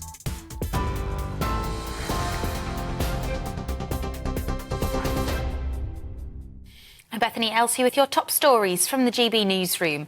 The UN aid chief says people in northwest Syria have been failed and abandoned after major earthquakes hit on Monday.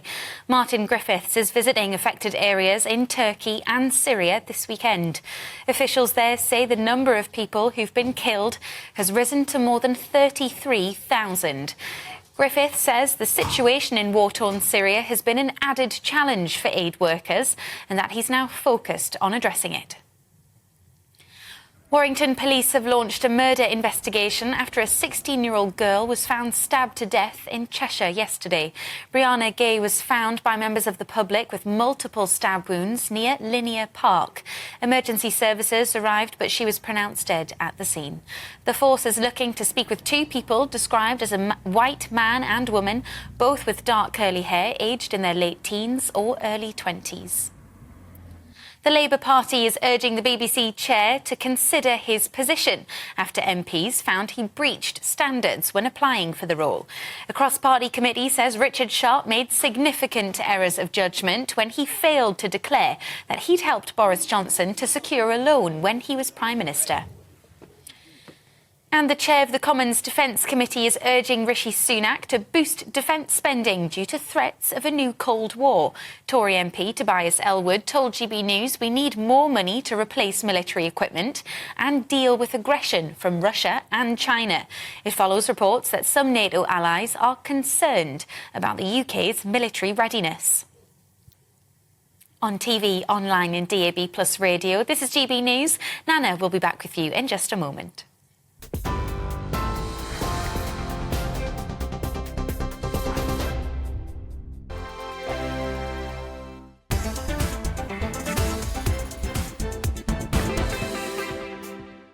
It is 39 minutes after 5 o'clock.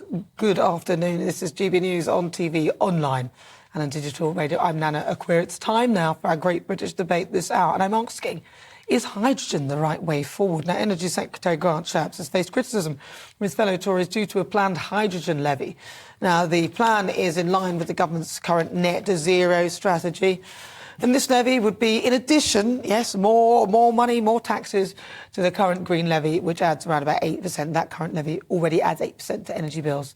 That's in order to fund energy-efficient schemes. So for the Great British Debate this hour, I'm asking, is hydrogen the way forward? Can you stomach yet another levy? Let's see what my panel make of that. Author and broadcaster Christine Hamilton, also broadcaster and journalist Danny Kelly. Stomach. Yes, journalist. Can you stomach that? I'm a sucker for punishments. Well, I'll start. I agree with Lois. I think it's an unnecessary tax. I think we're already struggling with paying our energy bills. I really do believe that there should be a referendum on what 2050 looks like and how we get there. I know Boris Johnson said in the 2019 manifesto that this was his ambition. And this, OK, so people voted and it was on the ballot paper. Yes, it was. Yes. It was, 2050 and all of that. But now we know what it's going to look like. Now we know how costly it's going to be. Now we know about the Ukrainian war pushing up energy. And now we know that with inflation, people are skint.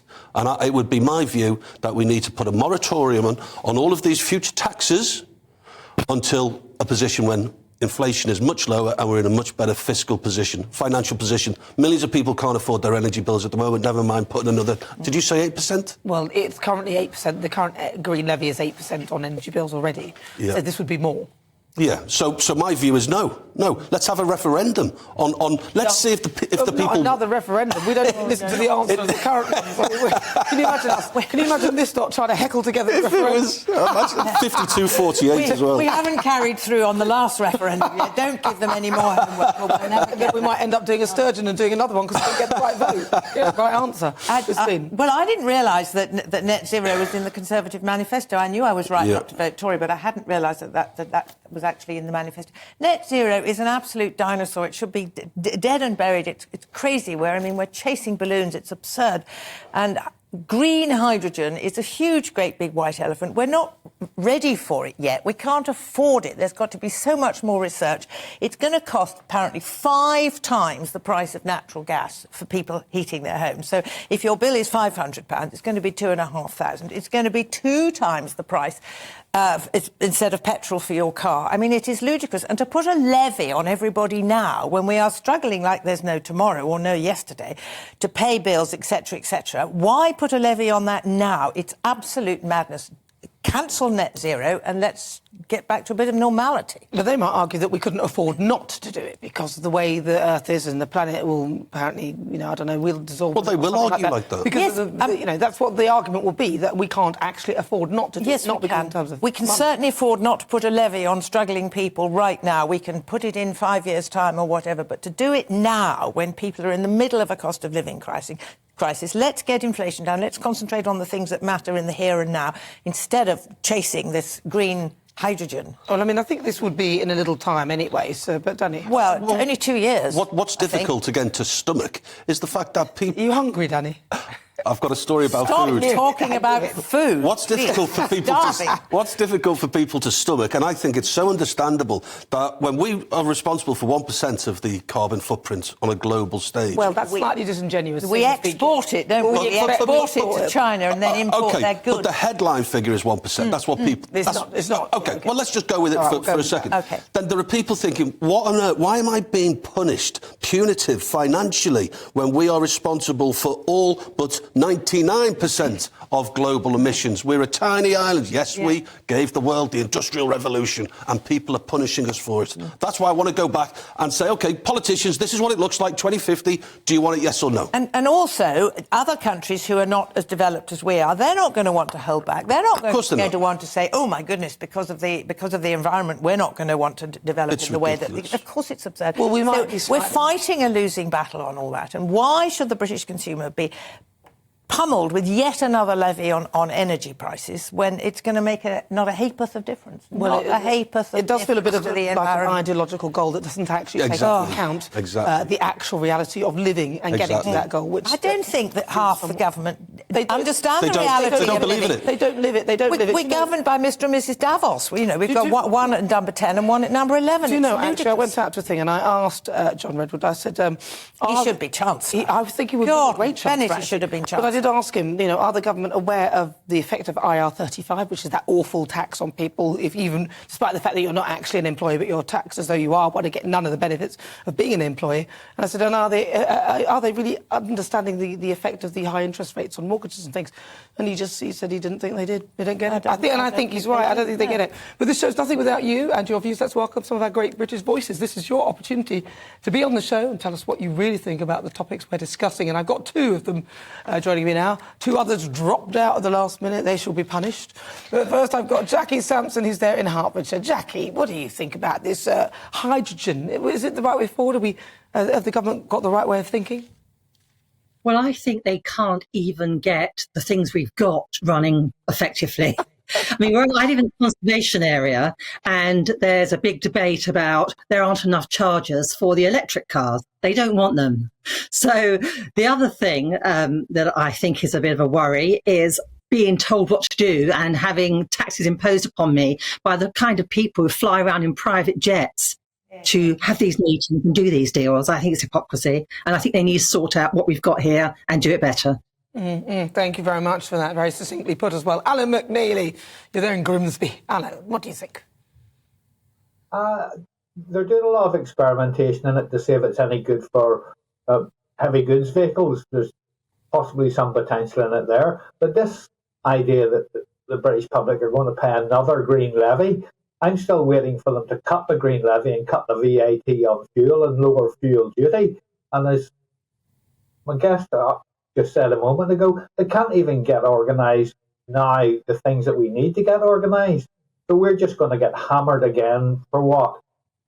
Absolutely nothing. I mean, hydrogen's around, it's used in lots of things, fertiliser, petroleum making, fuel cells, it's used up in space. It has a use, but it's phenomenally expensive to produce. For every tonne of hydrogen, you get 10 tonnes of CO2. So well, exactly. What they're experimenting with is this blue hydrogen to see if they can make it cleaner. Well, yes, come back in 50 years' time and they might have got the answer, but why should we pay for it now? Well, that's the thing, isn't it? They can't even organise in a brewery. Thank you very much. I didn't say it. Jackie in Hertfordshire and Alan in Grimsby. Lovely to talk to you both. Those are my great British voices. Let's move on to another story that caught my eye today.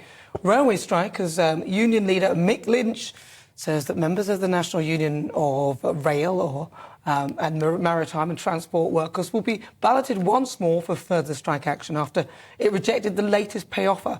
And with more strike action most likely on the cards, is it time for the RMT to just accept the offer on the table?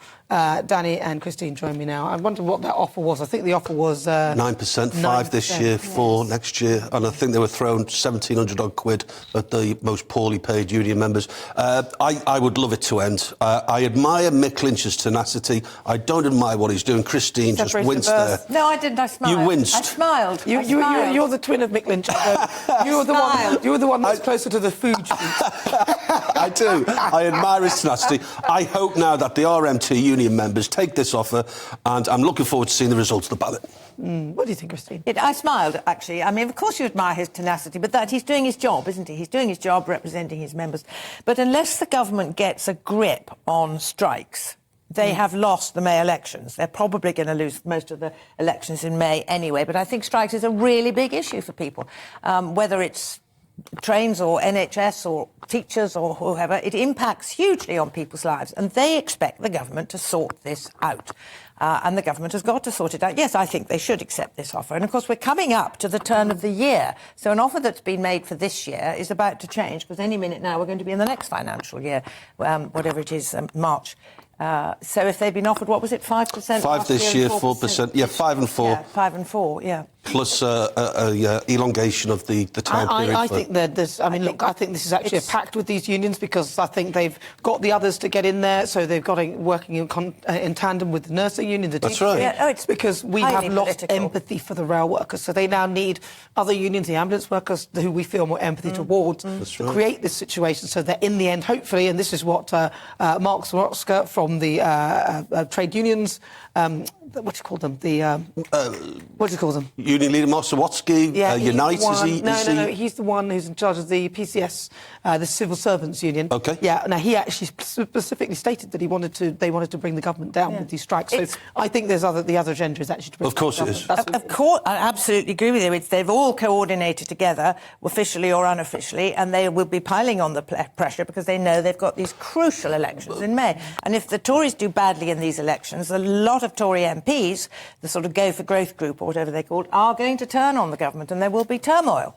Well, there'll be turmoil in the Tory party. Just don't take the train. Right, it's time now for Supplement Sunday. This is where my panel and I discuss some of the news stories that caught their eye. If you just tuned in, I'm joined by author and broadcaster Christine Hamilton and broadcaster and journalist Danny Kelly. Danny, I'm going to start with you because it's all about Valentine's meal. Well, now listen, I sent Danielle out this morning with my credit card, and she was going to go round Aldi, Asda, and Marks and Sparks to get the Valentine meal deals. Now, listen... All of them? All three? Yeah, all three. All in one day? Asda, for example, for 12 quid, get you a bottle of bubbly, a couple of steaks, some chicken parfait, and also a Sky meal. A Sky Move... No, sorry, a Sky Moving.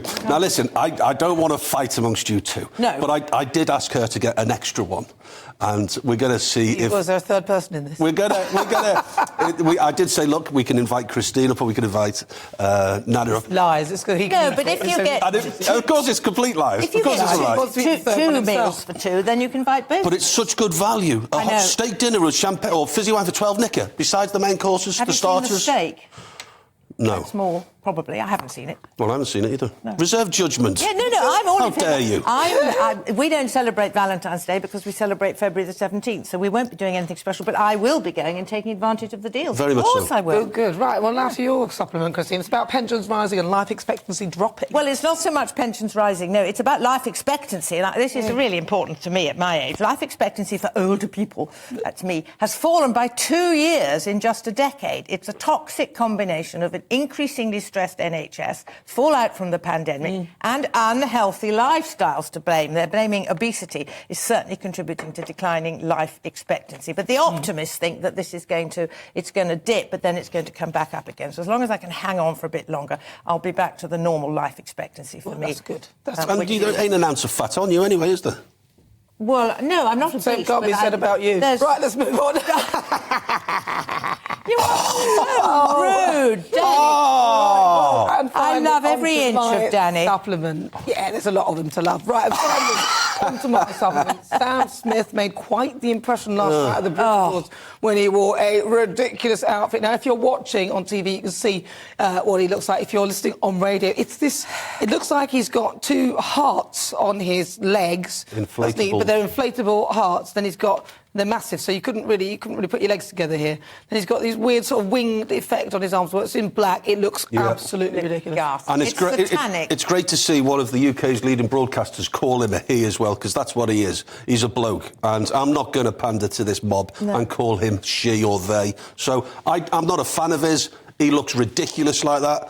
And there's an even more ridiculous as if one trussed up like a loin of pork, which is grotesque. I called him. Yeah, that was terrible. I called him he on Twitter the other day. You should do, because that's what he is. All the trolls came. I had to spend hours muting everybody. Well, he's non-binary, isn't he? So it's ridiculous. It's a bloke. I've seen his video. He's definitely a bloke. He's wearing skimpy sort of lingerie. Yeah. He's a man. Yeah. Well, but he's a they, because he's a man and a woman. There's two things in there. He's got a record to sell, and it's really good. Look at it. We're talking about it. I know. Wonderful publicity. Well, that was a ridiculous outfit that he wore anyway. If you can't get the idea of what it actually looks like, then don't forget, download the GBNews app, and you can check it out. It's happening at 17:53 and 35 seconds, roughly. You can find it there. Yeah, I know. I'm being very precise.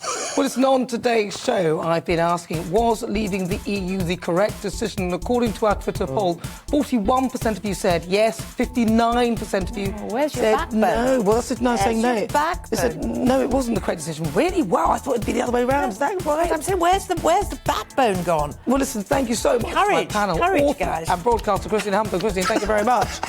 And also broadcaster and journalist. Thank you. And a huge thank you to you at home for your company. I'll be back on Saturday at 4. You take care. I'll leave you with the weather. Enjoy your week.